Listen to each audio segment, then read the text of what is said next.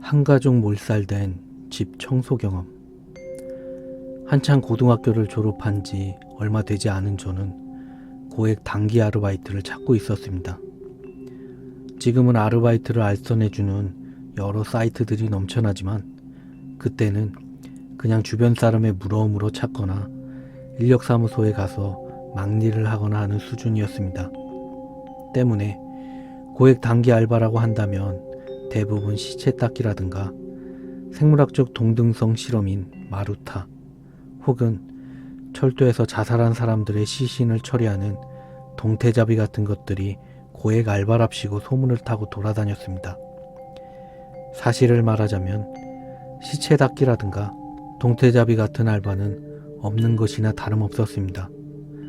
구하는 것도 어려울 뿐 아니라 실제로 아르바이트생에게 맡길 일들은 아니었거든요.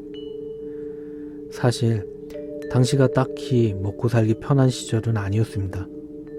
월드컵도 넘기고 한창 외환위기를 극복하는 시절이라고는 하지만 서민들의 실상은 결코 그렇지 않았습니다. 외환위기 당시에 수많은 실업자가 생겨났고 사금융도 들불처럼 번져나가던 시기였으니까요. 하여간 지금과 마찬가지로 국가는 흑자니 IT니 어쩌니 하지만 실제로 사람들의 빚은 계속 늘어나기만 하던 시절이었습니다. 물론 외환위기 당시보다야 나았지만요.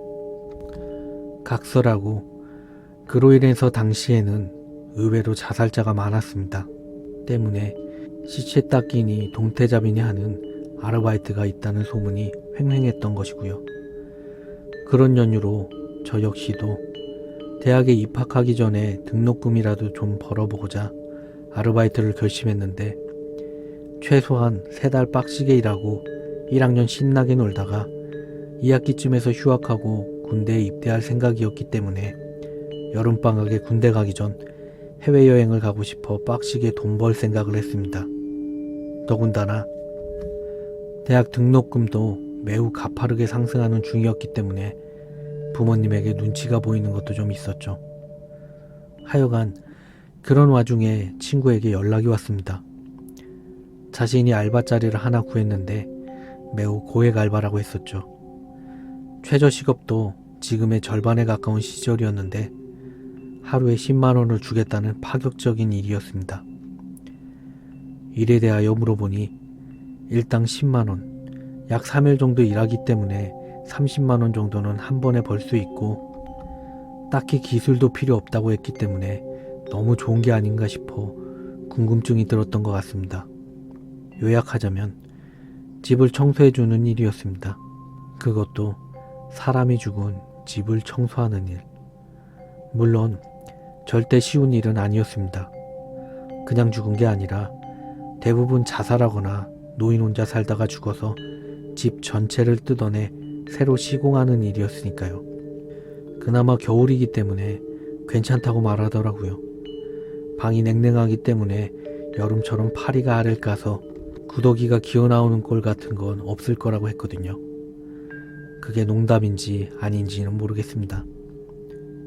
하지만 사람이 죽으면 온갖 오물이 나와서 바닥을 오염시키는 데다가 그 누구도 사람이 죽은 집의 집기를 계속 사용하고 싶어 하지는 않기 때문에 아예 내부의 가구들을 전부 뜯어내고 벽지부터 바닥까지 새로 해야 하는 일이었습니다. 누구나 알다시피 20살 초반에는 무슨 일이든 짧고 돈만 많이 주면 혹하는 게 대부분이라 저 역시도 아무 생각 없이 친구를 따라갔습니다. 근데 좀 더 생각을 해봤어야 했던 것 같습니다. 서울의 모 주택가, 좁은 도로 좌우로 낡은 빌라들이 가득 들어찬 마을이었습니다. 사실 이런 일을 할 때에는 여기서 무슨 일이 일어났는지에 대한 얘기는 불문율이었지만 그 누구도 그런 얘기를 하려 하지 않고 물어보면 되려 화를 내더라고요. 그런 주의사항을 들었기 때문에 저는 그저 묵묵히 벽지를 뜯어내고 장판을 드러냈습니다. 친구 녀석은 전날 술이 떡이 되게 마셔서 오지 못했고 저 혼자 오게 되었는데 그 덕인지 더더욱 서먹했습니다. 저보다 나이 많은 형 몇이 그나마 말을 걸어주지 않았다면 그날 하루 종일 제가 할 수 있는 말은 얘밖에 없었을 겁니다. 물론 그런 말 몇 마디도 별로 많지 않아서 정말 일만 했습니다.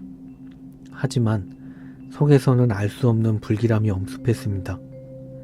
15평, 17평 정도 되는 작은 빌라였는데 정말 오래된 건물인지 천장도 낡고 화장실의 타일은 누렇게 변색되어 있었습니다.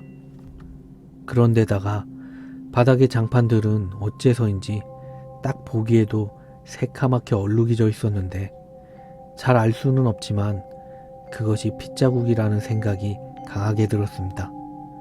거기에 그 자국이 방 여기저기 잔뜩 묻어 있었고 안방은 매우 넓게 퍼진 모습, 거실은 여기저기 흩뿌려진 모습이었습니다.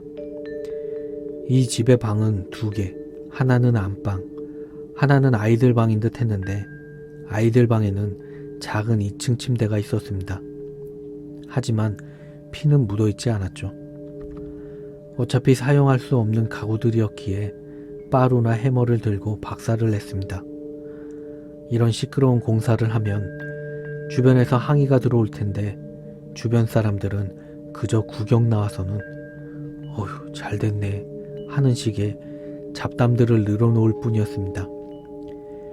큼직큼직하게 박살낸 물건들을 계단을 통해 들고 내려와 화물트럭 위에 싣고 있는데 구경 나온 아줌마들이 말하는 소리가 들리더라고요. 전 쓰레기를 던져놓고 땀을 식히는 척하며 담배 하나 물고 서서 아주머니들 말에 귀를 기울였습니다.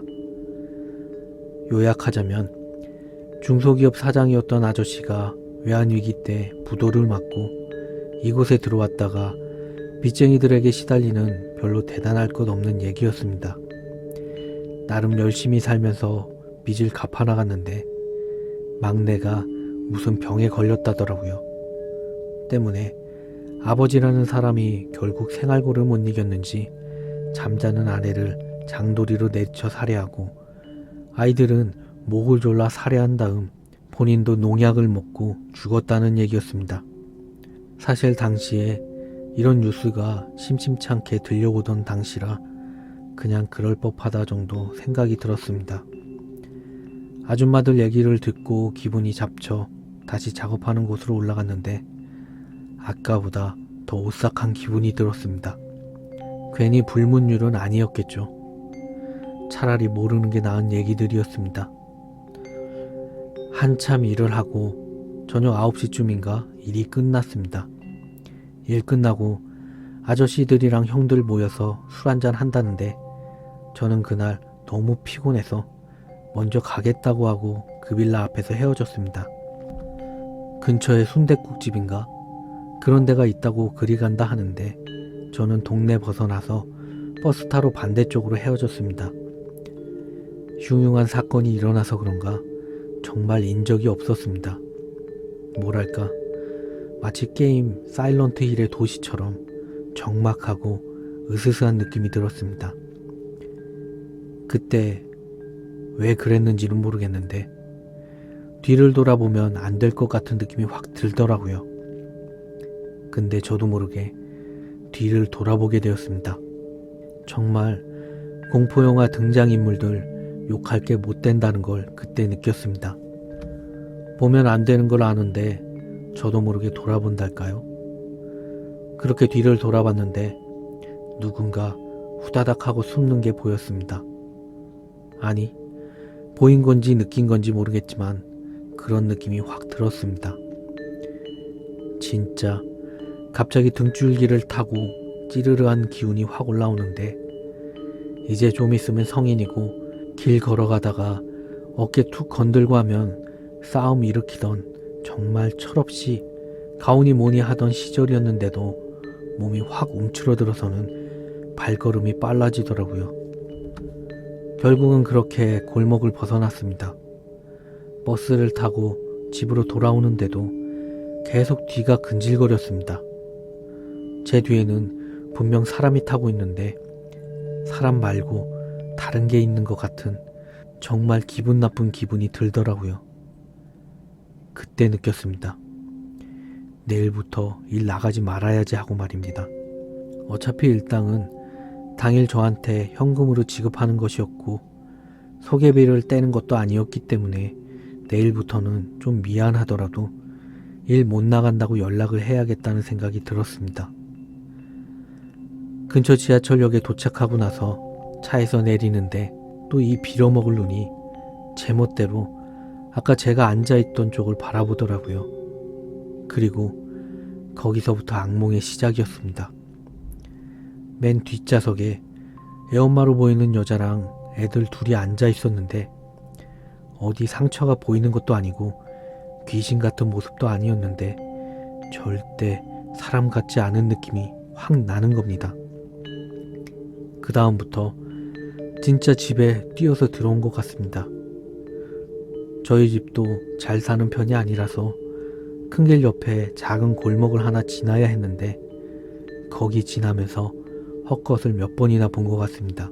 저희 집도 빌라여서 진짜 손 덜덜 떨면서 집키를 따는데 왜 그렇게 문이 안 따지는지, 여튼 미친 듯이 열쇠 구멍에 안 들어가는 열쇠 집어넣으면서 결국 간신히 돌려서 집에 들어갔는데 그날따라 집에 아무도 없더라고요. 아버지는 원래 출장이 잦아서 잘 안 계시지만 어머니는 늘 집에 계시는 편인데 집에 들어가니 어머니가 외가에 내려가신다고 쪽지를 올려놨더라고요. 제가 좋아하는 김치찌개 끓여놓으시고 말입니다. 전 그거 보자마자 바로 집안의 불을 다 켜놓고 제 방 들어가서 침대 구석에 몸 딱 붙이고 문만 쳐다봤습니다. 근데 진짜 어이가 없던 게 방문이 끼익 하고 열리는 겁니다. 정말 소름 돋게요. 저는 방문을 쳐다보는데 다행히도 뭐가 들어오는 것 같지는 않더라고요. 저는 너무 무서워서 다시 거실로 후다닥 뛰어간 다음에 TV 켜놓고 볼륨 올리고 제 방으로 돌아와서 컴퓨터 켜고 당시에 다운받아 놓았던 애니메이션을 켜놨습니다. 애니를 보려는 게 아니라 그냥 그 적막감이 너무 싫었습니다. 어차피 내일 일도 없고 해서 진짜 잠도 안 자고 그날 밤을 버틸 요량으로 침대 구석에 쭈그리고 앉아서 방문만 바라봤습니다. 문을 다시 닫을까 했는데 문 닫으면 또 스르륵 하고 열릴까 싶어서 아예 활짝 열어놨고요. 그렇게 얼마나 지났을까요? 갑자기 우리 집에 창고로 사용하는 방이 하나 있는데 거기서 뭔가 덜그럭하면서 떨어지는 소리가 나더라고요. 진짜 가야 하나 말아야 하나 하고 한참 고민하다가 칼 하나 꺼내서 나갔습니다. 제가 당시에 군용 나이프를 모으는 취미가 있어서 제 방에 칼이 몇 자루 있었는데 그 중에서 가장 흉측하고 커다란 서바이벌 라이프를 꺼내서 손에 꽉 쥐고 창고방으로 갔습니다. 창고방은 불을 안 켜놨고 문도 닫은 상태라서 진짜 뭐라고 해야죠? 오금이 저린다고 해야 하나요? 여튼 그렇더라고요. 진짜 공포영화에서 거길 왜 들어가? 라고 할 법한 상황에 처해보니까 저도 모르게 가게 되더라고요. 문을 살짝 돌려서 열고 발로 확 밀면서 문에서 떨어졌습니다. 다행히 창고 안에는 별거 없더라고요. 전 한숨을 탁 내쉬면서 제 방으로 돌아갔습니다. 근데 생각해보니까 이상하게 너무 조용한 겁니다. 제 방에 돌아가고 생각해보니 이상한 거죠. 전 분명히 거실에 TV도 켜놨고 제 방 컴퓨터에 애니메이션도 켜놨는데 이상하게 조용하더라고요. 저는 저도 모르게 숨이 탁 막혔습니다. 그래서 제 방에 들어가 놓고 다시 침대로 올라가지도 못한 채 가만히 서 있었습니다. 그때 분명 집안인데 스산한 바람 같은 게 귓가를 스치더라고요. 그리고 무슨 여자 목소리가 들렸습니다. 알 수 없는 말.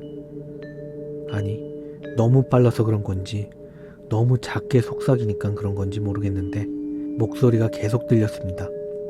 정말 움직이지조차 못하겠더라고요. 움직이지도 못하고 한참을 그 목소리 때문에 엉거주춤 선 그 자세에서 계속 그 목소리만 듣고 있었습니다. 제발 눈앞에 나타나지만 않으면 좋겠다고 생각하면서요. 그냥 이대로 빨리 해가 밝았으면 하면서 말입니다. 근데 이상하게 다리 쪽에서 이상한 느낌이 들더라고요. 그래서 슬금슬금 내려다봤는데 어린 남자애가 마치 수영장에 떠 있는 것처럼 우리 집 바닥에 반쯤 잠겨서 절 쳐다보더라고요. 그 아이와 눈이 마주쳤는데 절 보면서 씩 웃었습니다. 근데 그 입술이 정말 귀 밑까지 쫙 찢어지는 거 보고 저는 바로 냅다 뛰어서 집 밖으로 나갔습니다. 신발도 안 신고 웃옷 하나 걸치지 않은 상태에서 집 밖으로 뛰어서 큰 길로 나갔습니다. 그리고 24시간 영업하는 술집 찾아 들어가서 밤새도록 거기서 술을 마셨습니다. 그 이후로 다시 나타나지는 않는데 가끔 그 생각하면 등골이 오싹하면서 뒤에 뭔가 있는 기분이 듭니다. 여러분들도 알바 가려가면서 하세요.